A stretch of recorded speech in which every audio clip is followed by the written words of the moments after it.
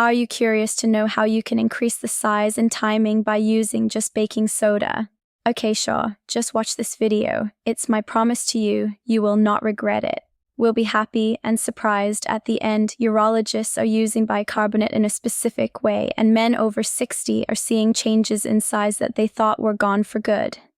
I'm Dr. Christine Rodriguez, and for over a decade I've specialized in men's vascular health and hormonal vitality. What I'm about to show you isn't about supplements or prescriptions, it's about reversing a restriction most doctors never address. Here's the truth: what you're noticing in the mirror, that smaller appearance, even when relaxed, isn't permanent shrinkage, it's vascular constriction. Your tissue is chronically under-inflated because blood flow has been choked off at the cellular level. And today, I'm walking you through a 4-stage protocol that targets the root cause, not a cream, not a pill. A systematic approach to restore circulation where it's been quietly failing for years.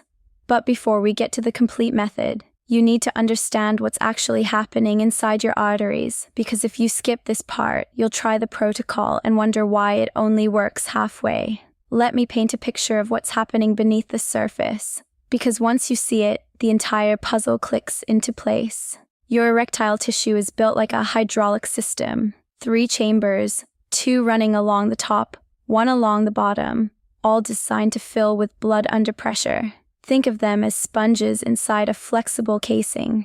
When blood rushes in, those sponges swell, press against the outer wall, and create rigidity. That's a normal function. But after 60, 2 things happen simultaneously, and most men don't realize both are at play. First, the sponges themselves start to stiffen. It's called fibrosis. Every morning you don't wake up with a full, firm erection, and I mean truly full. That tissue loses a fraction of its elasticity. It's gradual, invisible, but over months and years it accumulates like rust on a hinge. Second, and this is the part your doctor probably glossed over, the arteries feeding those chambers narrow, not from plaque buildup alone, from something called endothelial dysfunction. Here's what that means in plain terms. The inner lining of your blood vessels produces a molecule called nitric oxide. It's the signal that tells your arteries to relax and widen. Without it, your vessels stay tight, even when you're aroused, even when desire is there. And here's the kicker.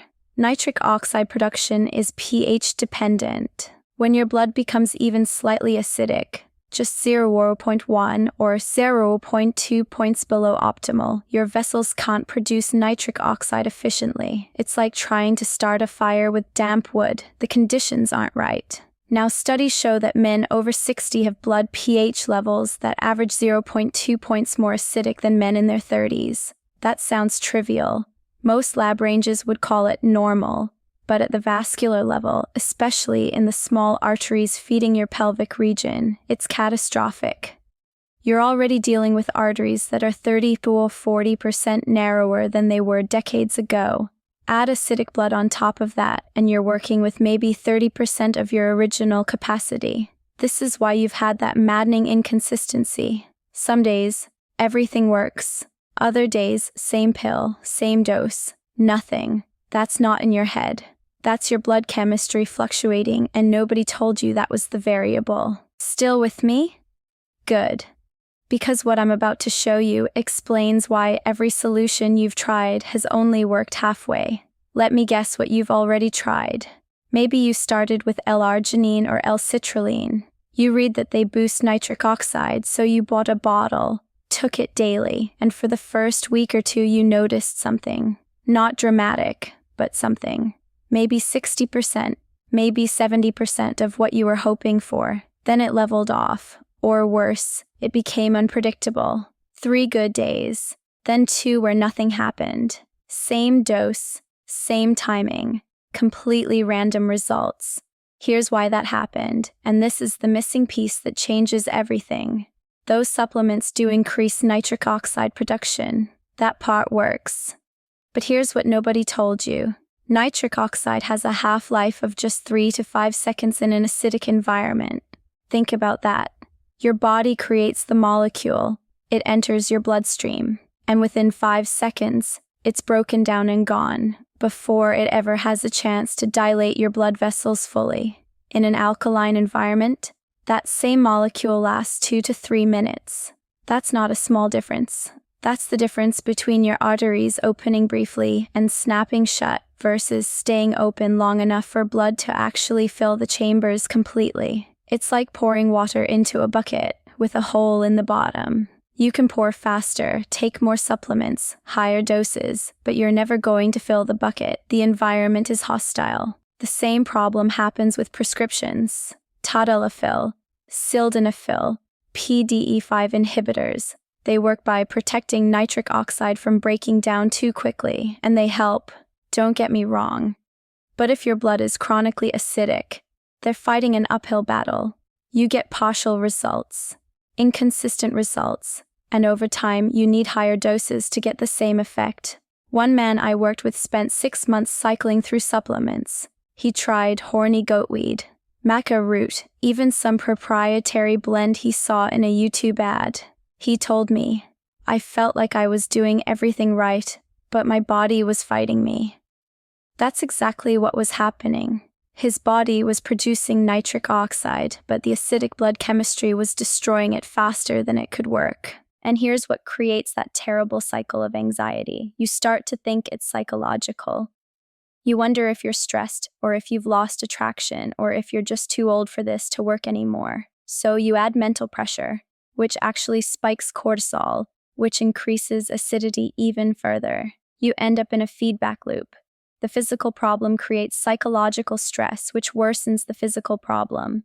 But when we shift your internal pH from acidic to alkaline, when we fix the environment first, everything you've already tried starts working the way it's supposed to. That's what the next protocol does. Here's how we test whether your system can still respond.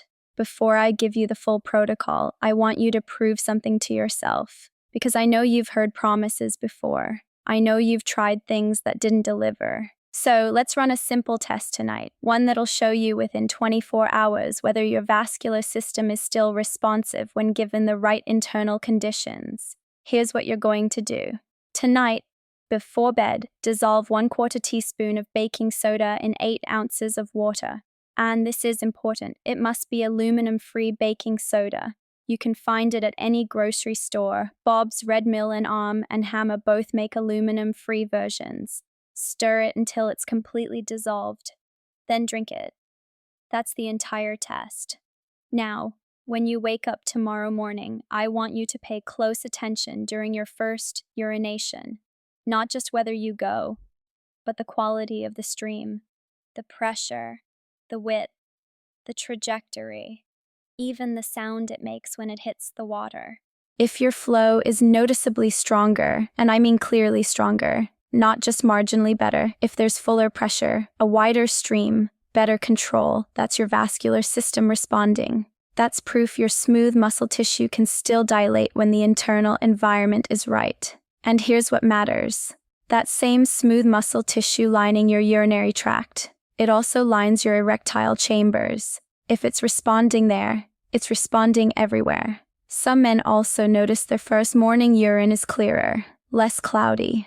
That's metabolic waste being flushed more efficiently because your kidneys are working in a more alkaline state. But here's the critical part, and this is where most guys make the mistake. That single dose only creates a temporary shift.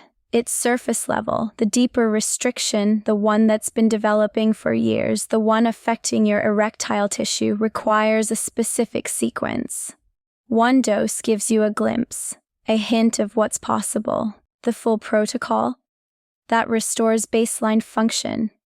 And I'm about to walk you through all 4 stages, but you have to follow them in order, because each step unlocks the next. Let's get into it. Bicarbonate protocol. This protocol has 4 stages. Each one builds on the last. If you skip ahead, if you try to shortcut the process, you'll get maybe 40% of the results and wonder why it didn't work. Follow the sequence. Trust the timing. Here we go. The morning alkalizer. Days 1 to 7. This is your foundation week. This is where we shift your baseline blood pH from acidic to alkaline. First thing in the morning, and I mean first thing, before coffee, before breakfast, before you even check your phone. Here's what you do. Take 1/4 teaspoon of aluminum-free baking soda, dissolve it in 8 ounces of filtered water. Now add half a fresh lemon, squeezed. Not bottled lemon juice. Fresh lemon. Stir until the baking soda is fully dissolved. Then drink it. This creates an immediate pH shift in your bloodstream. The baking soda provides the alkaline buffer, and the lemon, despite tasting acidic, actually creates an alkaline effect once it's metabolized. It's called alkaline ash, and it's one of nature's clever little tricks. Within 30 minutes, your systemic acidity drops. Your blood chemistry shifts toward alkaline. But this is just the foundation. You're preparing the soil. What you'll notice within the first 48 to 72 hours, your morning urination gets stronger, not slightly better, noticeably stronger, fuller pressure, wider stream. The sound changes. That's your smooth muscle tissue responding to the alkaline environment. And like I said before, if it's responding in your urinary tract, it's responding in your erectile chambers too. The nitric oxide window, days 5 to 14. Notice we don't start this on day 1. We wait until day 5 because we need your baseline pH shifted first. Once that's in place, now your nitric oxide boosters actually work. Here's what you do. Take 500 milligrams of l-citrulline 30 minutes after your morning bicarbonate drink. You can find this at any supplement store or online. Why does the timing matter? Because in an acidic environment, nitric oxide breaks down in 3 to 5 seconds. In an alkaline environment, it lasts 2 to 3 minutes. That's the difference between your blood vessels opening briefly and snapping shut versus staying dilated long enough to fill the chambers completely. That's the difference between partial firmness and full capacity. But here's where most men stop, and it's a mistake. They get to week 2, notice some improvement, maybe 70% or 80% of what they want, and they think, good enough. But even with good nitric oxide activity, if the tissue itself has lost elasticity, if it's fibrotic and stiff, you hit a ceiling. The blood wants to flow in, but the tissue can't expand to accommodate it. So we move to stage 3, the tissue soak, days 10-20. This is the external protocol. This is where you address fibrotic tissue directly, 3 times per week. Monday, Wednesday, Friday works well, 15 minutes each session. Here's the setup. Take a shallow basin, something you can comfortably sit in. Fill it with warm water, not hot, just warm, about the temperature of a comfortable bath. Add 2 tablespoons of baking soda. Stir until dissolved. Then soak for 15 minutes. What this does is create localized alkalinity in the tissue itself. The osmotic pressure, basic chemistry, pulls metabolic waste out of the cells and into the water. Fibrotic tissue, which has been stiff and non-elastic, starts to soften. It becomes more pliable. What you'll notice within the first week, the tissue looks healthier, the skin tone improves, less discoloration, less of that aged, thinned-out appearance. When flexed, it looks fuller, less shrunken. That's improved microcirculation. The tiny blood vessels under the skin are dilating. Blood is reaching tissue that's been quietly starved for years. One man told me, it stopped looking retired. Another said, I looked down and thought, I remember this. This is what it used to look like. The consistency protocol, day 21 and beyond. Starting at day 21, this is where you lock in the gains. Here's the pattern: 5 days on, 2 days off. You drink the morning bicarbonate Monday through Friday, then skip Saturday and Sunday. Why the pulsing? Because your kidneys produce bicarbonate naturally. If you give them external bicarbonate every single day without a break, they adapt. They get lazy. They stop producing as much on their own. Think of it like resistance training. You stress the system, you rest it, then it adapts stronger. By week 3, most men report that their baseline flaccid size is visibly larger, not because tissue grew. Tissue doesn't grow in 3 weeks, but because it's no longer existing in a chronically constricted state. The blood vessels are open. The tissue is properly perfused. By week 4, erectile firmness improves. Engorgement is fuller, faster, and lasts longer. You achieve peak firmness in 2 to 3 minutes instead of 10 to 15. Still wondering if this is worth the effort? Let me show you the 2 accelerators that take this from good to exceptional. There's one variable that either amplifies everything we just covered or completely sabotages it, and most men get this wrong every single day without realizing it. It's your dietary acid load, specifically your animal protein timing. Here's what happens at the metabolic level. When you eat a high-protein meal, 8 ounces of steak, a chicken breast, 3 eggs, your body produces metabolic acids as it breaks down those amino acids, specifically sulfuric acid and phosphoric acid. For about 3 to 4 hours after that meal, your blood pH drops. You go from alkaline back to acidic. During that window, even if you took your morning bicarbonate drink, you're back in an acidic state. Your nitric oxide breaks down again. Your vessels constrict again. So if you're taking your bicarbonate at 7 a.m., but then eating bacon and eggs for breakfast at 7:30, you just neutralized your entire protocol. You undid the pH shift within 30 minutes. The solution is simple, but it requires restructuring how you eat. Accelerator number 1: time your protein for later in the day. Your morning should be alkaline dominant. Fruits like berries or melon, oats, plant-based proteins like almond butter or a plant protein smoothie. Save your steak or chicken for dinner, 6 p.m. or later. Why? Because nighttime is when your body does its deepest cellular repair. During REM sleep, growth hormone is released. Damaged tissue is regenerated. You want your blood alkaline during sleep for maximum vascular recovery. This one shift, moving your protein to the evening, can improve your results by 30% to 40% without changing anything else.